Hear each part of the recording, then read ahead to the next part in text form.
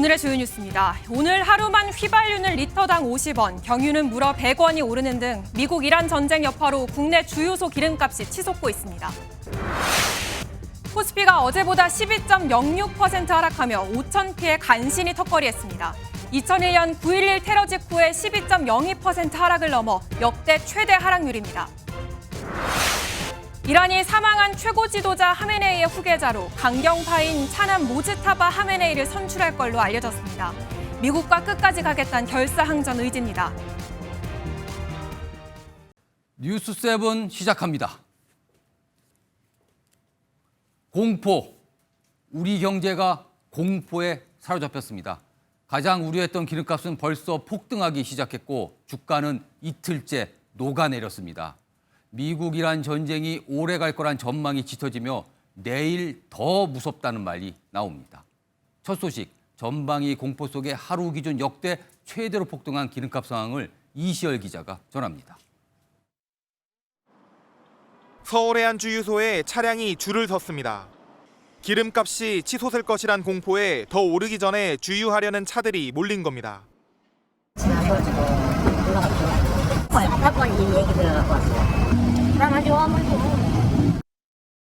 네, 취재진이 이곳에서 과연 이 주유소에 10분 동안 몇 대의 차량들이 방문했는지 한번 확인해 봤는데요. 총 22대의 차량이 꼬리에 꼬리를 물고 기름을 넣기 위해 방문했습니다. 서울 평균 휘발유 값은 리터당 1,843원으로 단숨에 1,800원을 돌파했습니다. 하루 만에 55원이나 오른 것으로 시내엔 2,000원 넘는 곳들이 수두룩합니다. 경유는 더 심각합니다. 하루 만에 무려 100원 가까이 뛰면서 폭등 수준으로 가격이 뛰었습니다. 2008년부터 하루 단위로 기름값이 공개된 이후 18년 만에 최고치입니다. 급등한 국제유가가 반영된 기름이 국내로 들어오기도 전인데 불안 심리에 기름을 넣는 차량이 몰리며 가격이 가파르게 뛰는 겁니다.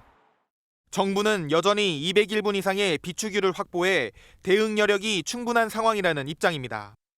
하지만 예상보다 빨리 시중 기름값이 가파르게 뛰자 국제유가 급등세를 빌미로 폭리를 취하는 건 아닌지 조사에 나섭니다. 이 같은 정부 움직임에도 중동 정세가 악화하고 있어 기름값 리터당 2,000원 돌파는 시간 문제라는 우려가 나옵니다. MBN 뉴스 이시열입니다. 코스피는 대폭락했던 어제보다 더 떨어졌습니다. 5천선을 겨우 지켰는데 단 이틀 만에 시가총액은 800조 원이 증발했습니다. 하락을 막을 각종 수단이 총동원됐지만 소용이 없었습니다. 구경호 기자가 전합니다. 3% 넘게 빠지며 출발한 코스피는 가파르게 떨어지더니 6분 만에 매도가 정지됐습니다. 투자자들이 더 이상 팔지 못하게 이틀 연속 매도 사이드카가 발동된 겁니다. 하지만 이후에도 8% 넘게 떨어졌고 결국 20분간 매매 거래가 정지되는 비상 조치도 내려졌습니다. 그럼에도 폭락을 이어가 2001년 9.11 테러 이후 최고인 12% 넘게 빠진 5,093에 마감했습니다. 이틀간 코스피 상황을 보겠습니다. 이란 사태 이후 첫날 452포인트가 빠지더니 698포인트를 더해 총 1,150포인트가 빠졌습니다. 이 기간 코스피 시가총액은 821조 원이 증발했습니다. 현대차는 16% 가까이 떨어졌고 삼성전자와 SK하이닉스도 10% 안팎으로 빠졌습니다. 하루 반짝 수혜를 받던 방산주와 해운주, 정유주도 하락으로 돌아서 상승분을 대부분 반납했습니다. 코스피는 올해 상승률이 세계 1위였지만 이제 하락률도 1위가 됐습니다. 지금처럼 중동에서의 정정 불안, 유가 상승이 나타나게 되면 상대적으로 금융시장 충격이 다른 나라에 비해서 큰 국가군에 속합니다. 코스닥도 매도 사이드카와 서킷 브레이커가 모두 발동됐지만 14%나 급락하며 900선으로 주저앉았습니다. 원달러 환율도 10원 오른 1,476원에 주간 거래를 마감하며 1,480원 선을 위협하고 있습니다. 야간 거래에선 글로벌 금융위기 이후 17년 만에 1,500원을 돌파했는데 외국인이 주식을 팔고 대거 달러로 바꾼 영향으로 풀이됩니다. 안전자산 선호로 올랐던 국제 금값도 반짝 급등했다 다시 하락하며 약세를 보이고 있습니다. MBN 뉴스 구경호입니다. 코스피는 내일이 더 걱정입니다. 지금 분위기에선 당장 내일 장이 열리자마자 5천이 깨져도 이상할 게 없다는 반응까지 나옵니다. 이어서 장동건 기자입니다. 개인 투자자들은 어제 코스피 급락장에서도 6조 원 가까이 사들였습니다. 주식을 저점에 대량 매수할 기회로 본 겁니다. 하지만 오늘은 달랐습니다. 개인은 매수세가 약해지며 800억 원가량 순매수에 그쳤습니다. 오히려 외국인이 장 막판 매수 우위로 돌아서며 2,300억 원 넘게 사들였습니다. 6천억 원 가까이 팔아치운 기관의 매도세를 떠받치기엔 역부족이었습니다. 미국 이란 전쟁이 장기화할 우려가 커지자 주식 등 위험 자산에 대한 불안감이 확산한 겁니다. 주식을 그만해야 되나? 라는 생각을 좀 많이 했습니다. 변동성이 너무 크다 보니까 제가 가진 시드가 너무 많이 날아가서. 한국형 공포지수로 불리는 코스피 200 변동성 지수는 무려 27% 넘게 뛰면서 사상 처음 80을 넘겼습니다. 연이틀 폭락세가 이어지자 금융위원회는 시장 안정 프로그램을 적극 운영하기로 했습니다. 일각에선 2020년 코로나19 때 10조 원 규모로 조성된 증권시장 안정펀드가 가동될 수 있다는 관측이 나옵니다. 시장에선 경제 체력에 비해 지나치게 급락했다는 지적이 제기됩니다. 글로벌 지정학적 이슈로 단기 낙폭이 컸기 때문에 현 시점에서는 반등을 염두에 두고 매수 혹은 보유로 대응하시는 게 하지만 단기 저점으로 예상됐던 5,600도 속절없이 무너져 내린 만큼 하락세가 당분간 이어질 수 있다는 우려가 커지고 있습니다. MBN 뉴스 장동건입니다. 트럼프 대통령이 더 큰 것이 온다고 했었는데요. 미국은 오늘 이란 수도를 대규모 폭격했습니다. 또다시 강경파 집권 유력한 이란은 아직 첨단 무기는 쓰지도 않았다고 응수했습니다. 영원히 전쟁이 가능하다는 트럼프, 경사항전을 외친 이란, 전쟁 장기화가 현실이 되고 있습니다. 먼저 이한나 기자가 보도합니다. 시뻘건 화마 위로 뿌연 연기가 쉼없이 솟구칩니다. 현지 시각 어제 미국이 이란 주요 도시에 대규모 공습을 이어가면서 수도 테헤란에 있는 메흐라바드 국제공항과 이란 국영방송 건물도 직격탄을 맞았습니다. 미군 중부사령부는 이날 공습이 이란 내 2천여 개 목표물을 겨냥했다고 밝혔습니다. And we continue with 24/7 strikes into Iran from seabed to space and cyberspace. 쿠퍼 사령관은 우리는 이란의 방공망을 심각하게 약화시켰고 탄도미사일과 발사대, 드론 수백 기를 파괴했다고 밝혔습니다. 특히 이례적으로 전략폭격기 3종으로 불리는 B1과 B2, B52를 동시 투입했습니다.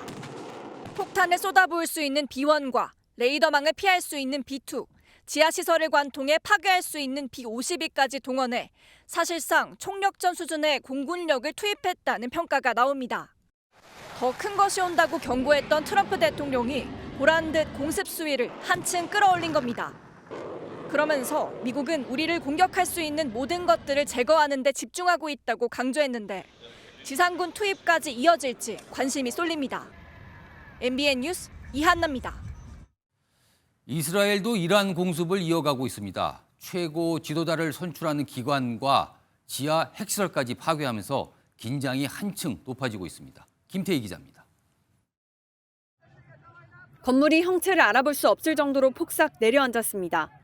이란 최고 지도자를 결정하는 핵심 헌법기관인 전문가회의 청사가 이스라엘의 공습으로 파괴된 겁니다. 이스라엘군은 이란의 주요 통치기관과 군사시설을 정밀 타격했다고 밝혔습니다.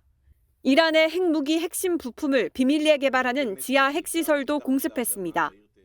לפני מספר שעות, צה"ל תקף והשמיד את מפקדת הגרעין החשאית מן זדאי. 이스라엘은 레바논에서도 친이란 세력을 겨냥한 공격을 이어갔습니다. 이 과정에서 이란 혁명수비대의 레바논 군단 최고사령관인 다우드 알리자데가 사망했습니다. 레바논 군단은 레바논 무장정파 헤즈볼라와 이란 정권을 연결하는 핵심 조직으로 알려졌습니다. 대규모 공습 직후 네타냐후 이스라엘 총리는 이번 공격이 시작일 뿐이라며 추가 공격을 예고했습니다.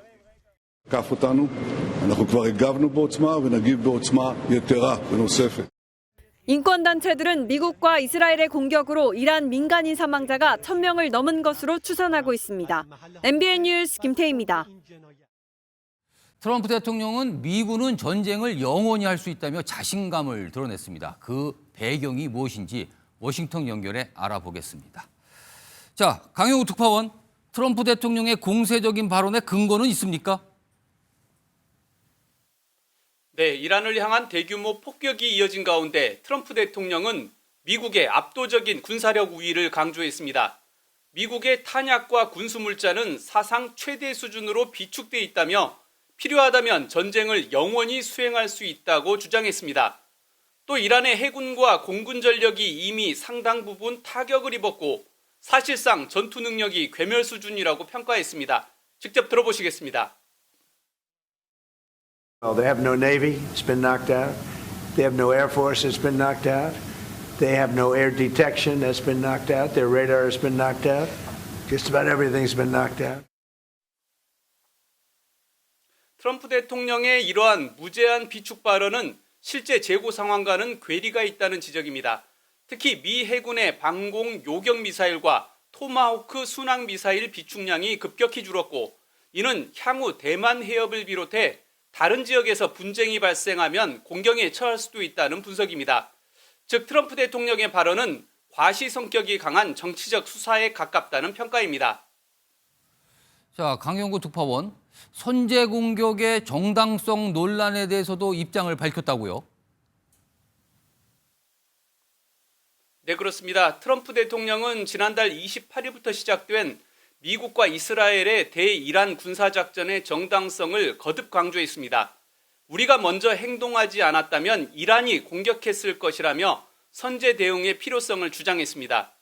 이는 이란발 임박한 위협이 실제로 존재했는지를 두고 제기된 논란을 의식한 발언으로 이란의 핵 미사일 능력을 선제적으로 약화시키기 위한 조치라는 것입니다. 또 트럼프 대통령은 이번 작전이 미국 주도로 이루어졌다는 점을 거듭 강조하며 주도권 논란에 대해서도 반박했습니다. 지금까지 워싱턴에서 전해드렸습니다. 이란도 반격에 나섰습니다. 두바이에 있는 미국 대사관과 중동에 있는 미 중앙정보국 CIA 지부 등도 공격했습니다. 그러면서 장기전을 예고했습니다. 황찬민 기자의 보도입니다.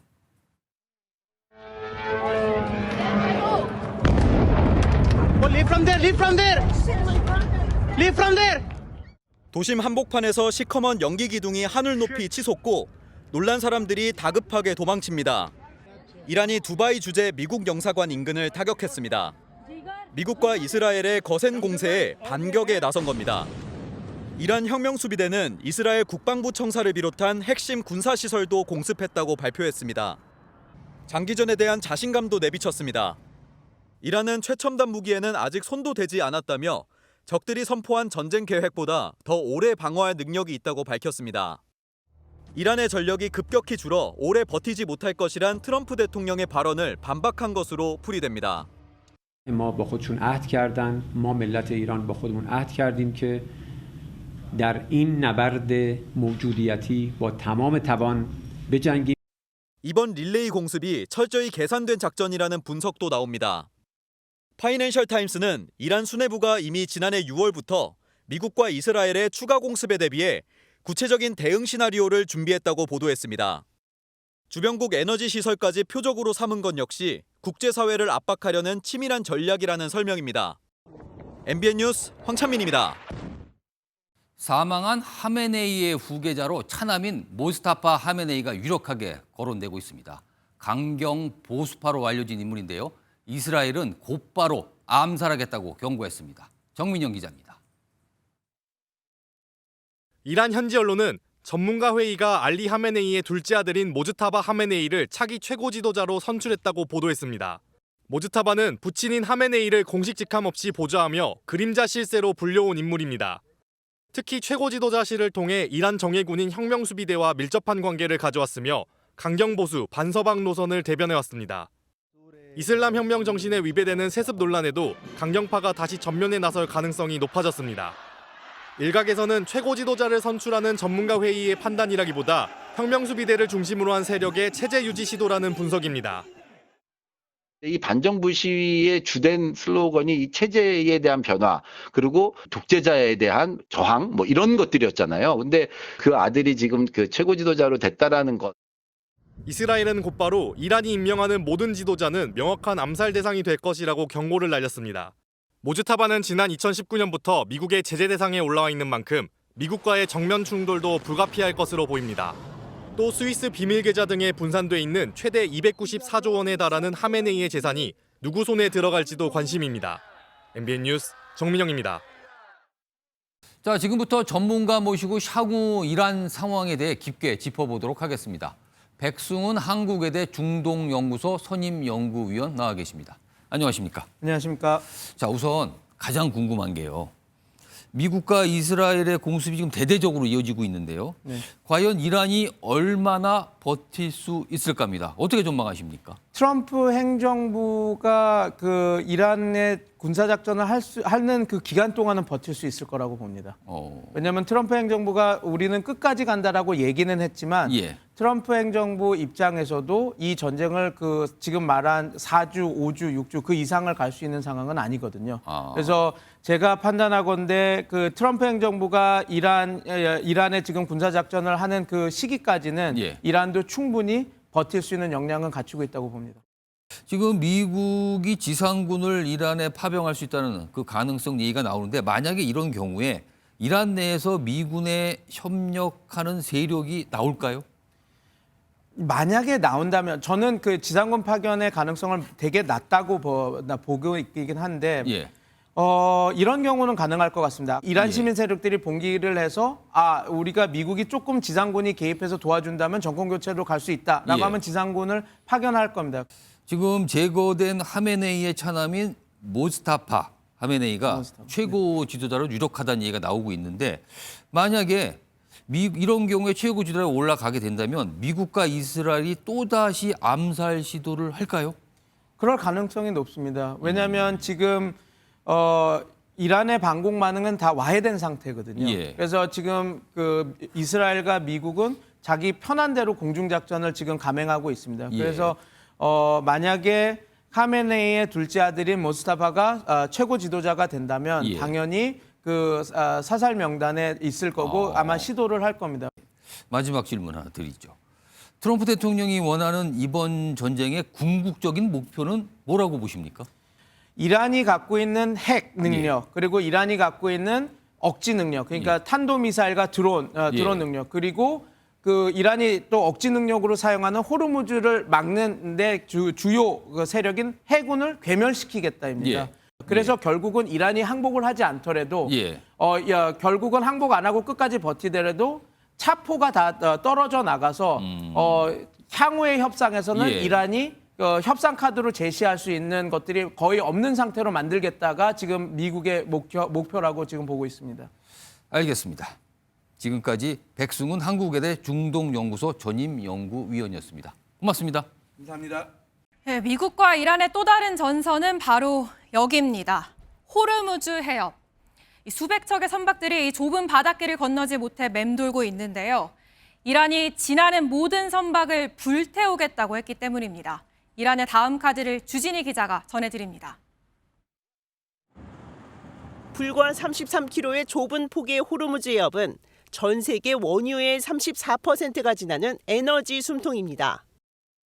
UAE와 사우디아라비아 등 페르시아만 산유국에서 출발한 유조선들이 반드시 통과해야 하는 길목이기 때문인데 특히 한국 등 아시아 국가들의 호르무즈 의존도는 압도적으로 높습니다. 그래서 이란은 호르무즈 해협 장악을, 미국은 이란 해군 격파를 외치고 있는 상황. Attention all ships, attention all from now on. All navigating through the Strait of Hormuz is forbidden.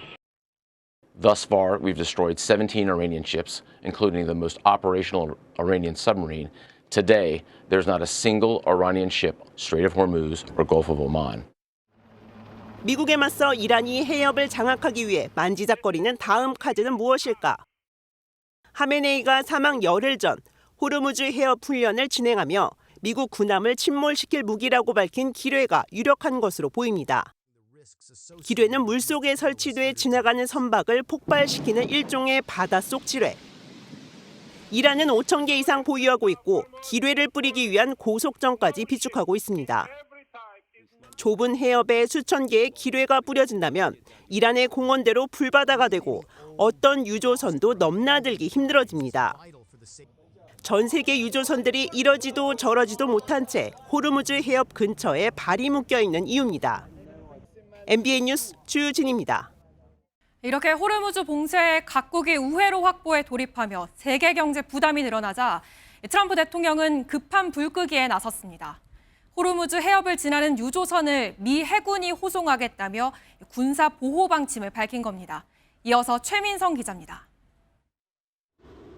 이란은 호르무즈 해협에서 반복적인 경고를 무시한 10척 이상의 유조선이 미사일 공격을 받아 불에 탔다고 밝혔습니다. به دنیا اعلام کردیم هر کشتی بخواد سوخت از اینجا بره خواهیم زد و الان تا الان چند تا کشتی رو زدیم یک ساعته پیش هم باز یک کشتی رو زدیم. 호르무즈 해협이 봉쇄되며 발이 묶인 선박만 750여 척에 달한다는 분석이 나왔습니다.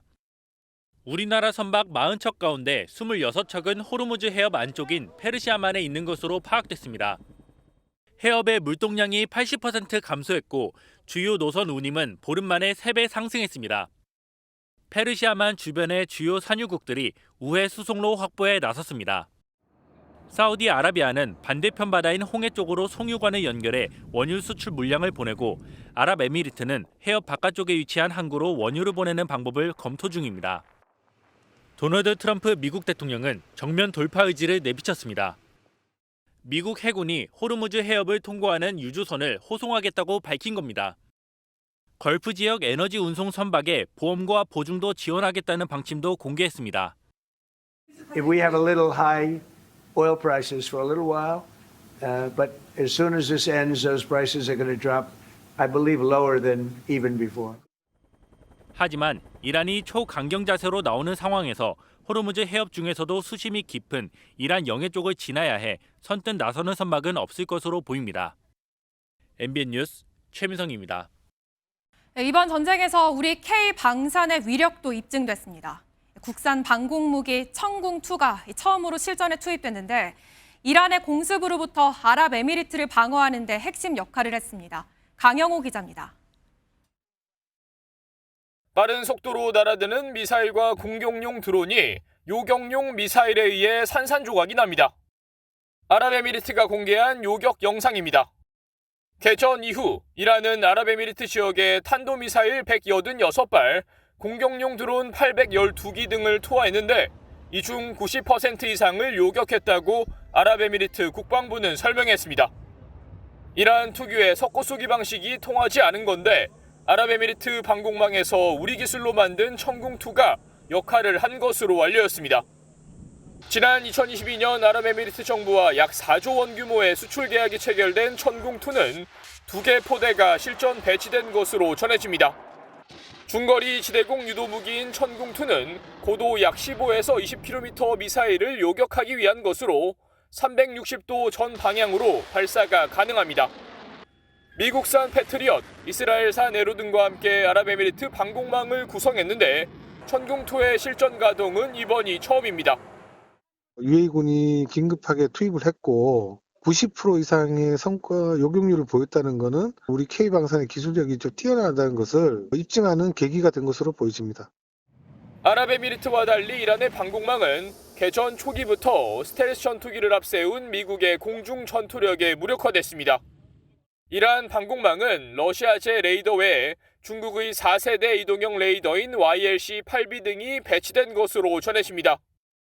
당초 스텔스 탐지 기능이 있는 것으로 알려졌지만 미국의 그라울러 전자전기 등에 의해 파괴되며 속수무책이었던 것으로 보입니다. MBN 뉴스 강영호입니다. 예, 오늘도 국제부 강재묵 기자 나와 있습니다. 좀 더 짚어보겠습니다. 예, 강 기자, 이번 전쟁 창고 싸움이 됐다 이런 말이 나옵니다. 이 미사일 얘기죠? 맞습니다. 어느 쪽 미사일이 먼저 바닥나느냐에 따라 승패가 갈릴 것으로 보입니다. 이란이 보유한 공격 미사일과 이를 막아낼 미국과 이스라엘의 방공 미사일 중 어느 쪽이 더 버틸지 관건이란 얘기입니다. 예. 먼저 이란은 이미 주변 10여 개국 내 목표물을 대상으로 1000회가량의 폭격을 가했습니다. 중동 국가의 공습 중 2차 세계대전 이래 최대 규모이기 때문에 과연 숨겨진 재고가 얼마나 있느냐가 관건이란 분석이 나옵니다. 또 트럼프 대통령이 중장기화를 공언하고 있지만 미국과 이스라엘 역시 미사일 재고가 버텨줄지는 의문이라는 분석이 나옵니다. 예, 그런데 미사일이 부족해진다면 주한미군 자산이 차출될 수 있다. 이런 얘기도 나오는 것 같습니다. 우선은 주한미군 병력이나 장비가 당장에 이동할 가능성은 낮습니다. 예. 추가 동원이 필요할지언정 중동과 가까운 유럽에 배치된 장비를 조달하는 것이 더 효율적이기 때문입니다. 하지만 전쟁이 길어진다면 가능성은 배제할 수 없다는 분석입니다. 그럼에도 불구하고 부족할 경우에는 장비 혹은 인력을 차출해 나갈 수도 있는 것이죠. 한국에 주둔하던 다양한 지원 부대들을 그쪽으로 차출한 바 있습니다. 이미 지난해 6월 미군이 이란 핵시설 타격 작전을 앞두고 주한미군 패트리엇 포대 3개가 중동으로 순환 배치된 사례 또한 있었습니다. 예, 중동에 고립된 사람들도 살펴보죠. 이 상황이 격화될수록 이 불안감도 커질 텐데 탈출을 돕는 사람들도 등장을 했다고요. 화면을 먼저 보시면서 화면을 먼저 같이 보시겠습니다. 예. 두바이 탈출, UAE 탈출이라는 제목이 여럿 확인되죠. 네. 하늘길이 마비된 상황 속 탈출 루트를 공유하는 사람들이 급증했습니다. 육로로 국경을 넘어 오만, 이집트 등 나라에서 비행기를 타는 건데요. 이들 탈출팀을 돕기 위한 조력자, 즉 브로커까지 나타난 상황입니다. 너무 전쟁터다 보니까 이 사람들이 일단 이 상황을 어떻게든 빠져나가고 싶어 하는 분들이 굉장히 많으시더라고요. 가족 단위 여행객분들이나 아니면 어린 자녀분들이 있으시거나. 이렇게 돕는 사람만 생기면 좋겠지만 불안한 심리를 이용해 금전을 노리는 경우도 있습니다. 현장이 얼마나 급박한지 엿볼 수 있는 대목입니다. 하나 더 짚어보겠습니다. 오는 6월에 북중미 월드컵도 예정이 되어 있잖아요. 그렇습니다. 이란이 참가하는 모습은 쉽게 예상하기 어려울 것 같습니다. 맞습니다. 자연스레 이란의 보이콧 가능성이 제기되고 있습니다. 트럼프 대통령도 거론했지만 전혀 개의치 않는다고 우선 발언했습니다. 또 이란은 이미 패배한 나라라고까지 언급했는데요. 개최국이 출전국을 공격한 상황, 여파는 불가피해 보입니다. 예, 여기까지 듣겠습니다. 강재묵 기자였습니다. 당초 전쟁을 반대하던 트럼프 대통령의 핵심 지지층 마가가 더욱 부글대는 분위기입니다. 이스라엘이 미국을 전쟁에 끌어들였다는 논란이 커지고 있기 때문입니다. 이어서 안병수 기자입니다. 미국의 이란 공습이 이스라엘의 군사작전을 고려했다는 마코 루비오 미 국무장관의 설명으로 미국이 들끓고 있습니다. We knew that there was going to be an Israeli action. We knew that that would precipitate an attack against American forces. 이스라엘의 공격에 대한 이란의 반격을 대비했단 건데 진보 진영은 물론 트럼프 대통령의 핵심 지지층에서도 반발이 확산하고 있습니다. 결국 이스라엘 때문에 공습에 나선 걸로 해석되는 데다 외국에 대한 군사 개입을 반대하는 지지층 노선과도 어긋나기 때문입니다. 실제 트럼프 대통령이 지난달 28일 네타냐후 이스라엘 총리와 통화한 사실도 알려졌습니다.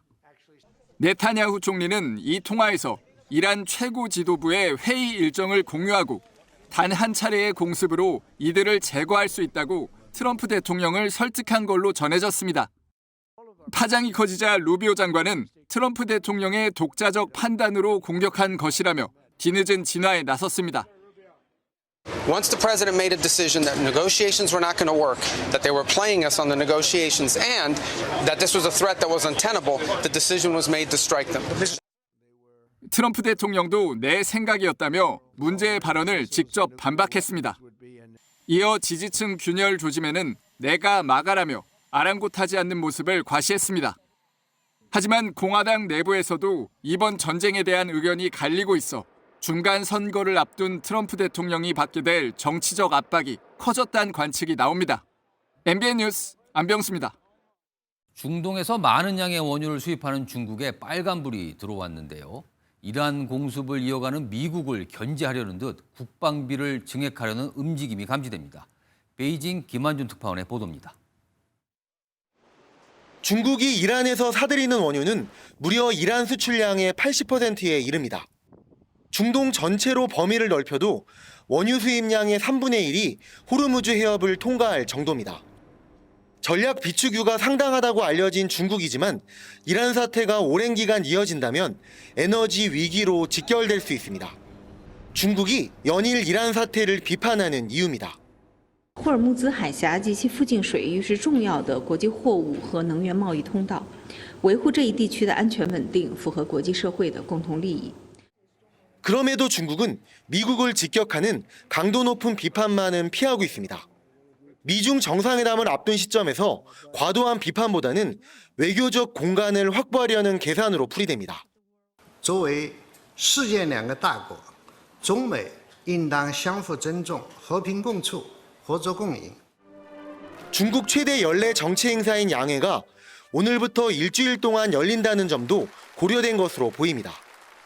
양회 기간 동안 중동 전략을 고민하면서 미국의 군사 압박에 맞불을 놓기 위해 국방비를 최근 3년 증가율인 7.2%보다 더 크게 올리는 안을 논의할 것으로 예상됩니다.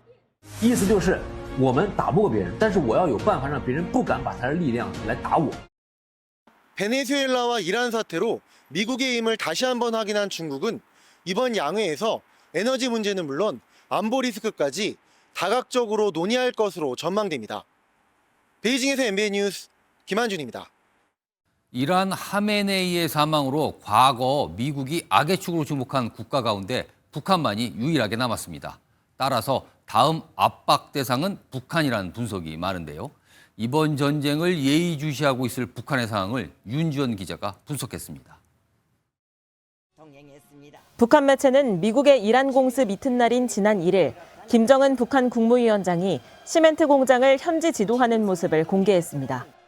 한 손에 담배를 든 채 미소를 띤 모습으로 비교적 여유로운 분위기였습니다. 2003년 미국의 이라크 침공 당시 아버지 김정일이 50일간 공개 활동을 중단했던 것과는 대조적입니다. 이를 두고 북한이 이란과는 상황이 다르다는 것을 과시하기 위한 것이라는 해석이 나옵니다. 북한이 사실상 핵보유국으로 평가받는 데다 미국 본토를 사거리로 둔 대륙간 탄도미사일 능력을 과시해왔기 때문입니다. 이란에서 성공할 수 있었던 것 같은 그런 참수 작전이 북한에서도 성공할 가능성은 북한 쪽이 훨씬 낮은 거죠. 뿐만 아니라 북한은 우크라이나 전쟁을 계기로 드론 중심의 현대전 양상을 주시하며 관련 기술 개발에 속도를 내고 있는 것으로 보입니다. 미국의 한 북한 전문 매체는 최근 평안북도 공군기지에서 북한 무인기 2대가 나란히 포착된 위성사진을 공개하며 북한이 우크라이나 전쟁에서 이란제 샤헤드 계열 자폭형 무인기를 접한 점이 향후 무인기 개발과 생산에 영향을 줄 가능성이 크다고 분석했습니다. 미국의 방공망을 뚫은 스쿼터가 이란의 자폭 드론이었던 것처럼 북한 역시 다량의 무인기를 활용한 비대칭 전력을 강화할 수 있다는 관측입니다. 다만 미국의 군사작전 가능성이 공포로 작용하는 만큼 북한이 대화 테이블에 나올 가능성이 더 커졌다는 전망도 나옵니다. MBN 뉴스 윤지원입니다. 상황이 격화될수록 이란과 이스라엘에 있는 우리 교민들도 걱정입니다. 이스라엘 현지 연결해 자세한 상황 들어보겠습니다. 이강근 한인 회장 연결돼 있습니다. 예, 이 회장님, 이란이 이스라엘을 향한 공격을 계속하고 있다고 전해지는데 지금 상황은 좀 어떻습니까? 네, 5일 전 개전 이후 지금까지 거의 매일 2-3시간 단위로 이란에서 미사일과 드론이 계속 날아와 공격을 하고 있고요. 저희도 사이렌이 울리면 수시로 하루에도 5번에서 10차례 방공으로 들락날락거리면서 생활을 하고 있습니다. 예, 어제 이스라엘 한인회의 도움으로 우리 교민 100여 명이 이집트행 육로 대피에 성공했습니다.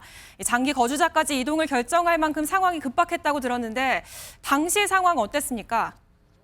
네, 어제 아침 그간 모집된 그 피난에 참여한 113명이 오전 8시에 이스라엘 예루살렘을 떠나서요. 타바 이집트 국경을 넘어서 다시 수에즈를 넘어 카이로까지 총 18시간 만에 카이로에 무사히 저는 도착을 했습니다.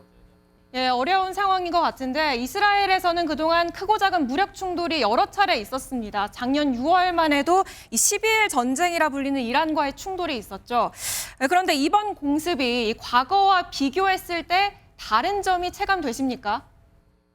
그럼요. 작년까지만 해도 이제 이란과 이스라엘이 처음으로 상대국으로 미사일을 날리면서 전쟁을 했는데 이번 같은 경우는 개전 초기에 이란의 하메네이라든지 지휘부를 전원 다 이렇게 죽여버렸기 때문에 이란이 통상적인 전쟁보다도 거의 죽기 살기로 아마 이스라엘을 공격하기 있기 때문에 정말 예측 불허의 상황을 맞이하고 있습니다. 네, 그럼 현지 어려움도 더 클 것 같은데 지금 이 상황에 대한 이스라엘 현지 여론은 어떻습니까? 일단은 이스라엘의 여론은 그간에 오랜 세월 동안 이스라엘의 가장 위협적이었던 이란의 하메네이를 비롯해서 수뇌부를 제거한 거에 대해서는 굉장히 환호하고 있고요. 그렇지만은 이 장기전으로 갈 경우에는 결코 쉽지 않은 경제적 또 이 사회의 삶을 맞이할 것입니다. 예, 회장님 오늘 말씀 여기까지 듣겠습니다. 전쟁 마무리될 때까지 안전하시기를 바라겠습니다. 네, 감사합니다. 다음 소식입니다. 전쟁의 불똥은 신혼여행을 앞둔 국내 예비 부부들에게까지 튀었습니다. 중동을 거치는 항공편 운항이 불확실해지면서 계획을 취소할 수도 강행할 수도 없는 처지에 놓인 겁니다. 이승훈 기자가 취재했습니다. 인천국제공항 제1터미널. 오후 5시 50분에 아랍에미리트 아부다비로 뜨는 여객기에 결항이 안내됩니다. 중동의 다른 지역으로 가는 노선도 마찬가지로 두바이와 카타르 도하행 비행기도 줄줄이 취소되고 있습니다. 제 뒤로 보이는 곳이 중동행 비행기를 타기 위한 수속 카운터입니다. 비행기가 결항된 탓에 텅 비어 있는 걸 볼 수 있습니다. 이스라엘과 이란 등 중동의 9개 국가의 영공이 전부 닫히거나 통제되며 벌어진 일입니다. 대한항공은 우선 오는 8일까지만 두바이 노선을 결항하기로 했지만 상황이 악화하고 있어 얼마나 길어질지 알 수 없습니다. 중동으로 가거나 중동을 경유해 유럽으로 가려고 했던 여행객들에겐 비상이 걸렸습니다. 지난달 28일 여행지로 출발하려던 한 신혼부부는 갑작스런 결항에 공항까지 갔다가 집으로 돌아왔습니다. 2시간 정도를 기다렸고 10시 넘어서 아예 영공 폐쇄로 항공기 결항으로 안내를 대체 항공편을 찾는 여행객도 있습니다. 결항이 길어지면 아마도 이스탄불로 경유하는 표를 다시 끊을까도 지금 생각 중입니다. 여행을 취소하려고 해도 현지 호텔 위약금 등의 문제가 있어 전쟁이 길어질수록 여행객들의 혼란은 가중될 전망입니다. MBN 뉴스 이승훈입니다. 정치권 소식으로 이어갑니다. 더불어민주당이 사퇴도 타이밍이라며 조희대 대법원장에게 물러나라고 요구했습니다. 강경파 의원들은 탄핵까지 추진하고 있는데요. 하지만 민주당 지도부는 탄핵에는 선을 그었습니다. 이 내용은 정태진 기자가 보도합니다. 조희대 대법원장이 여당이 추진하는 사법 3법을 심사숙고해달라고 요청한 지 하루 만에 정청래 대표가 사퇴를 공개 요구했습니다. 조희대 대법원장에게 다시 한번 정중하게 권합니다. 다 모든 만사가 때가 있습니다. 사퇴도 적절한 타이밍이 있습니다. 정 대표는 사법부 수장으로서 무능하고 무지하다며 저항군 우두머리냐고 강하게 비판했습니다. 같은 시각 범여권 의원들은 조희대 탄핵 공청회를 열고 탄핵 추진을 선언했습니다. 조희대를 탄핵하자! 탄핵하자! 탄핵하자! 탄핵하자! 대법원장이 그만뒀어야 된다고 생각합니다. 그런데 아주 뻔뻔하게 그냥 앉아있고 이미 탄핵소추안은 마련해 두었습니다. 다만 당 지도부는 당의 공식 입장이 아니라고 선을 그었습니다. 당 지도부 차원에서는 조희대 대법원장의 탄핵을 논의했다거나 계획한 바가 없습니다. 국민의힘은 헌법 파괴이자 보복이라며 이재명 대통령 방어용이라 반발했습니다. 모든 사법부 공격의 원인과 그 본질은 이재명 대통령 부각이라고. 민주당은 조희대 대법원장 존재 자체가 위헌이라며 조 대법원장 사퇴 촉구 등 여론전을 이어갈 전망입니다. MBN 뉴스 정태진입니다. 지방선거가 90여일 앞으로 다가오면서 핵심으로 꼽히는 서울시장 선거에 관심이 모입니다. 현직 오세훈 시장의 대항마로 주목받는 정원호 성동구청장이 오늘 구청장 자리에서 물러나 선거 행보에 본격적으로 뛰어들었습니다. 이와 달리 오 시장은 심사숙고를 이어가고 있습니다. 정혜린 기자입니다. 정원호 성동구청장의 퇴임식에 몰린 지지자들이 푸른색 풍선을 흔듭니다. 정 구청장이 본격적인 지방선거 행보를 위해 성동구청장 자리를 내려놨습니다. 이제 저는 시민 여러분의 응원에 힘입어 더 넓은 곳으로 나아가고자 합니다. 이해식 민주당 의원이 선거대책위원장으로 경선을 지휘할 가능성이 높은 가운데 최현일 등 현역 의원들의 합류가 거론됩니다. 민주당에서는 김영배, 박주민, 전현희 의원과 김영남 전 군인권센터 사무국장 등이 출사표를 던졌습니다. 야권 대표 주자인 오세훈 서울시장의 고심은 깊어지고 있습니다. 윤석열 전 대통령과의 절연 등 당의 노선 변경을 주장하며 지도부와 각을 세운 가운데 당 공천관리위원회도 현역 단체장에 대한 압박을 이어가고 있습니다. 이정현 공관위원장은 현직 단체장에게 용단을 부탁한다며 직을 내려놓고 현장으로 들어가는 방안을 고려해달라고 말했습니다. 다만 이 위원장은 현직 프리미엄을 갖지 말고 초심으로 뛰어달란 의미였을 뿐이라고 덧붙였습니다. 오 시장은 현직 광역단체장인 만큼 사직 의무는 없지만 명태균 여론조사 의혹 재판은 넘어야 할 산입니다. 선거가 본격적으로 시작되는 3월과 4월에 재판 기일이 정확하게 겹치게 됐습니다. 국민의힘에서는 윤희숙 전 의원이 처음으로 출마 선언을 했고 나경원, 안철수, 신동욱 의원의 출마 가능성이 거론됩니다. 지방선거가 90여일 앞으로 다가오며 본선행 티켓을 위한 후보자들의 발걸음도 빨라질 전망입니다. MBN 뉴스 정예린입니다. 사건 사고 소식입니다. 약물을 먹여 남성들을 숨지게 한 혐의로 구속된 20대 여성 김모 씨가 사이코패스에 해당한다는 검사 결과가 나왔습니다. 검찰은 김 씨의 신상 공개를 검토하고 있습니다. 정혜진 기자의 보도입니다.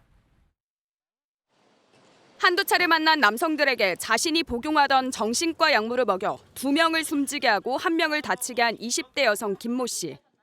약물 건넨 이유가 뭡니까? 살해 의도 있으셨나요?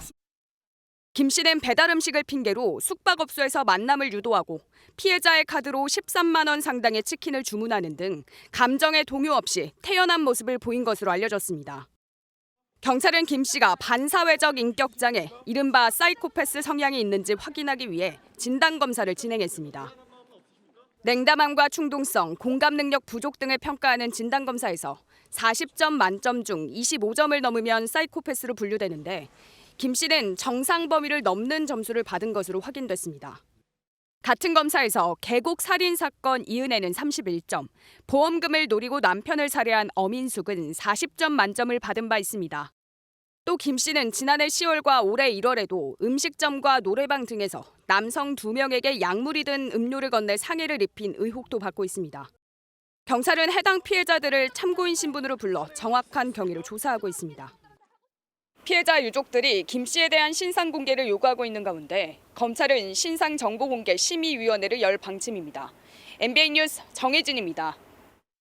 오늘 아침 높이 21m에 달하는 대형 중장비가 왕복 8차선 도로를 덮쳤습니다. 3명이 경상을 입는 데 그쳤는데 출근길 한복판에 벌어진 사고라 자칫 대형 참사로 이어질 뻔했습니다. 심우영 기자입니다. 출근길 대구 도심의 한 도로. 초록색 신호에 맞춰 차들이 진행하는 순간 대형 중장비가 갑자기 도로 쪽으로 쓰러집니다. 도시철도 지하통로 공사 현장에서 집안을 뚫는 높이 21m 천공기가 왕복 8차선 도로를 덮친 겁니다.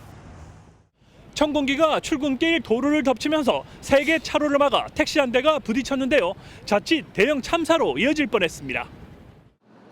택시 기사와 승객이 경상을 입었는데 불과 몇 초 차이로 더 큰 사고를 면했습니다.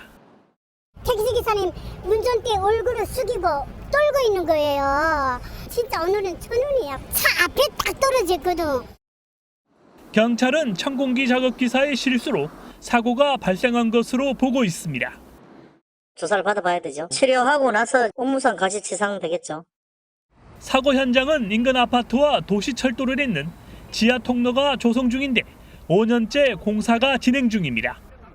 경찰은 사고 당시 작업 방식과 집안 상태, 안전수칙 준수 여부 등을 중심으로 정확한 사고 원인을 조사하고 있습니다.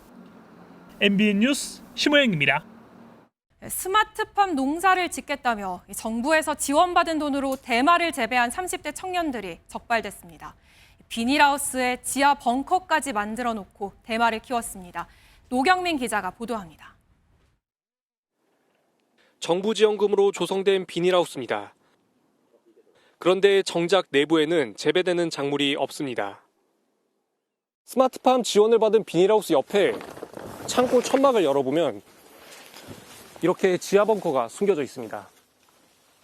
인조잔디로 숨겨진 비밀스러운 문을 열고 계단을 타고 내려가자 화분에서 대마가 재배되고 있습니다. 발견된 양만 2.8kg, 2,800명이 동시에 투약할 수 있는 양입니다.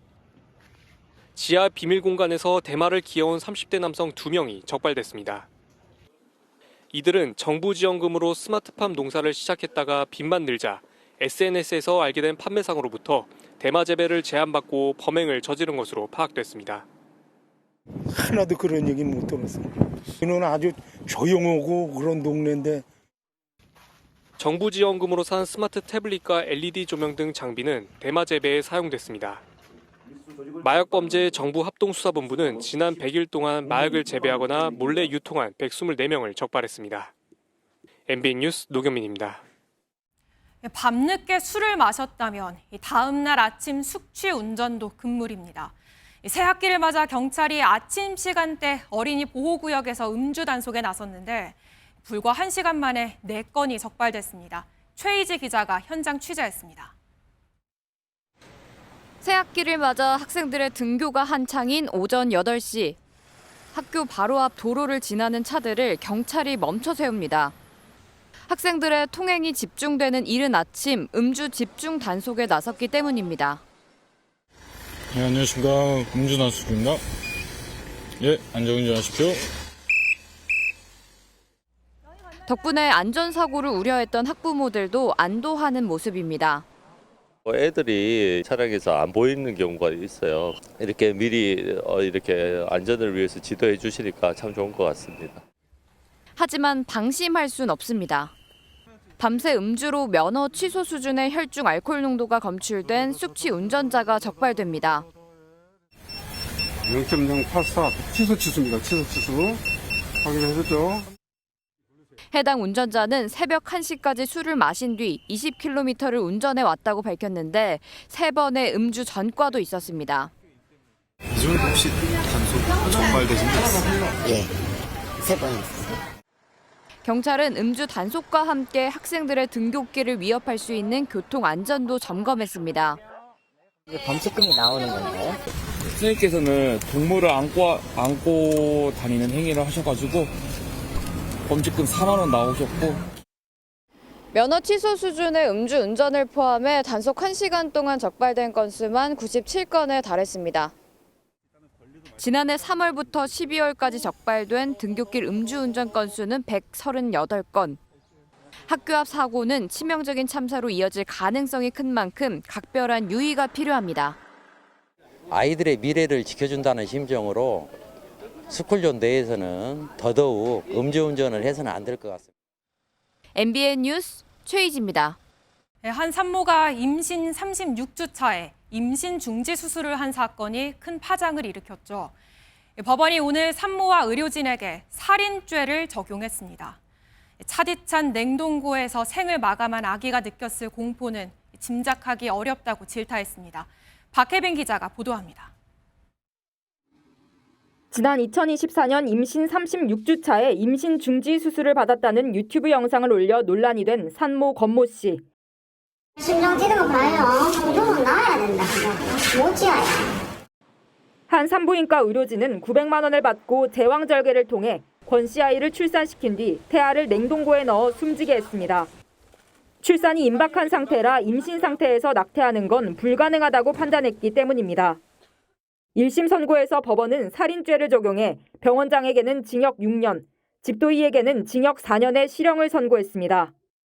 재판부는 냉동고에서 짧은 생을 마감하며 느꼈을 공포는 짐작하기 어렵다며 생명을 빼앗는 것은 피해 회복이 불가능하며 정당화될 수 없다고 밝혔습니다. 살인 공범으로 인정된 산모 권 씨는 징역 3년에 집행유예 5년을 선고받았습니다. 권 씨도 태아의 심장 소리를 직접 확인했고 수술 전 사체 처리 동의서에 서명한 점 등을 볼 때 아이가 살해될 위험을 충분히 예상하고도 용인했다고 재판부는 봤습니다. 다만 권 씨가 출산 책임을 홀로 져야 하고 경제적으로도 육아를 감당하기 어려웠던 임산부였던 점이 참작돼 집행유예가 선고됐습니다. 피고인의 내심의 의사나 이럴 것이라는 추측에 기댄 판결이라고 생각되어 매우 아쉽습니다. 지난 2019년 헌법재판소의 헌법 불합치 결정으로 형법상 낙태죄는 효력을 잃어 현재 낙태범죄에 대한 혐의를 어떻게 적용할지에 대해서는 현장에 혼란이 있는 상태입니다. 다만 재판부는 이번 건에 대해서는 생존 가능한 시점에서 인공 배출돼 살아있는 사람이 된 이상 살해가 된다며 낙태와 관련이 없다고 밝혔습니다. MBN 뉴스 박혜빈입니다.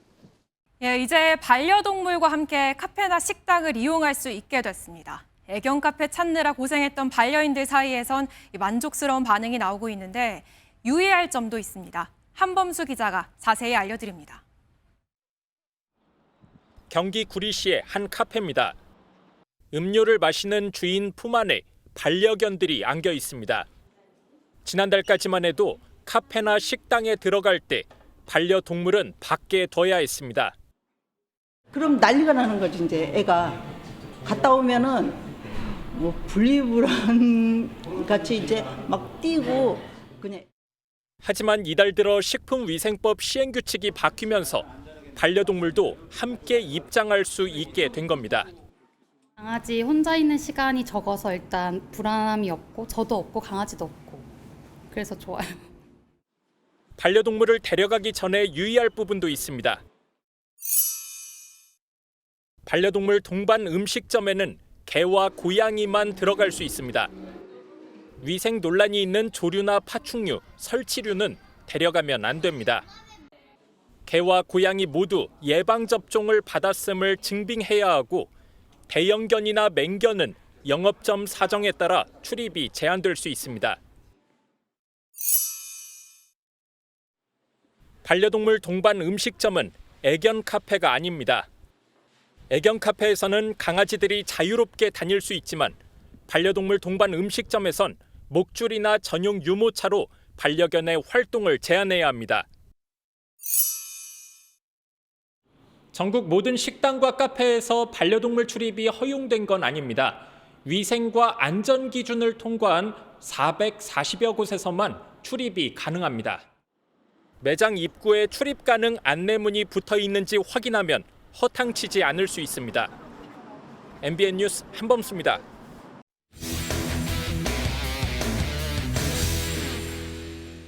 스포츠 뉴스입니다.